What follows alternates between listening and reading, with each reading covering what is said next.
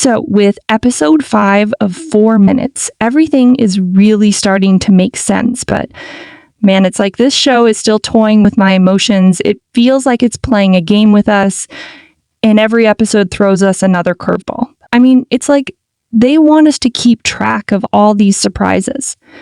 I feel like I need to be a detective just to keep up. This episode took us back to the dramatic scene from earlier in the series, where a doctor is trying to revive someone. It turns out that someone is great. He's not just experiencing flashbacks or future visions.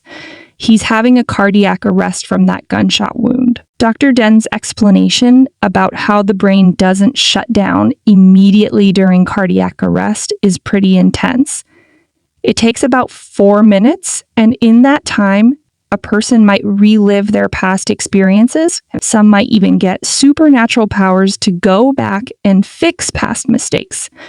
It's like Great is stuck in this time loop, trying to fix things with the memories and feelings he has. Wow, episode 5 was just wow. Everything I thought I knew was thrown back at me. I'm kind of beginning to run out of theory. We start with Title at a club where he ends up drugged and passed out. Tonkla steps in, pays off the girl who did it, and things start heating up. It's like Tonkla is playing the hero here. And it's clear he's not messing around. This actually confirmed part of my theory and how it's linked to Great's subconsciousness, which I'll share later as the video goes on. Meanwhile, Time and Great are at a hotel, and Time opens up about his dream of becoming a musician if his parents had not died.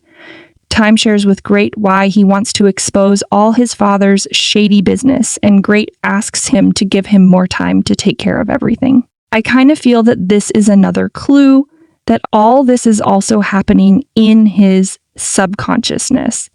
Great told him he wished he could stay longer with him there because he already knew Time is dead, and he's looking for ways to turn things around. He already knew that if Time exposes his father, it could lead to his death. We also saw how Time is related to Nan. Both of them want the same thing, which is to expose Great's father.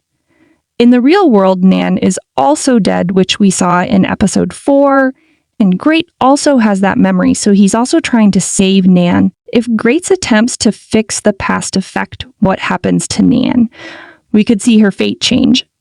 His decisions during these 4 minutes might be crucial to whether she gets saved or faces a different outcome. Things get even messier when Great and Time's plans clash. With Great's father, we saw how Great's father tries to bribe Time to drop his revenge quest and also to break up with Great. Like, seriously? I know Time has a plan. That's why he took the money and asked Nan to delete all the information she discovered.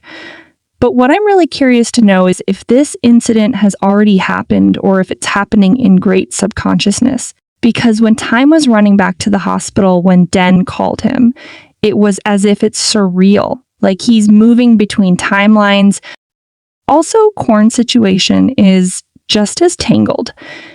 It's as if I saw this coming. In my last video on episode 4, I mentioned how Great's decision is going to affect his family and his relationship with Korn. I can feel the pressure Korn is facing, but agreeing to Fasai's proposal to marry her is just cowardly.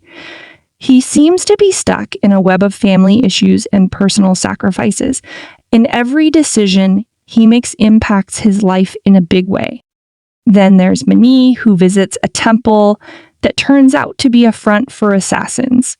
Turns out that Great's father is also the cause of her problems.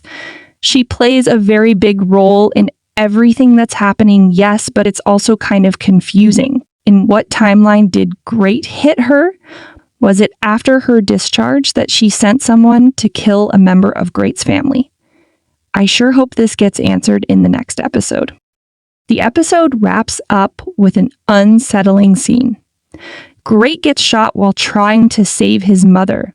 The whole cardiac arrest explanation becomes even more intense, blending past, present, and future in this surreal way. Remember how Great's time stopped at 11 o'clock in the first episode? He wakes up at that same time in his subconscious. I'm wondering if Great is using this time looped to fix things with time. It's all part of his journey to change the outcome, and I'm really invested in seeing how this plays out. If Great can change things, his actions might impact Tonkla's brother's death. He might uncover details that could shift the entire narrative. And Inspector Wynne and Tonkla could also be affected if Great's loop reveals more about the case. Every new revelation seems to have the potential to dramatically alter their paths, and it makes me want to know what happens next. Korn and Tonkla's relationship might shift if Great's time loop affects Korn's decisions, and Nan's fate could hang in the balance based on Great's actions. If Great can make changes during his loop, it could determine whether Nan is saved or faces a different outcome. I'm really anxious to see how all of this will play out.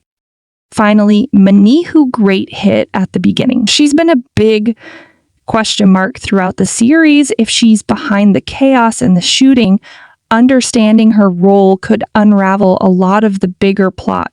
She might be connected to powerful figures trying to keep things hidden, and figuring out her true role could explain why everything feels so chaotic.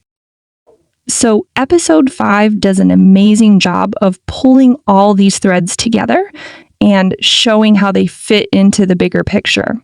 It's getting more interesting, and I'm super excited to see what happens next. What do you guys think? Share your thoughts in the comments below.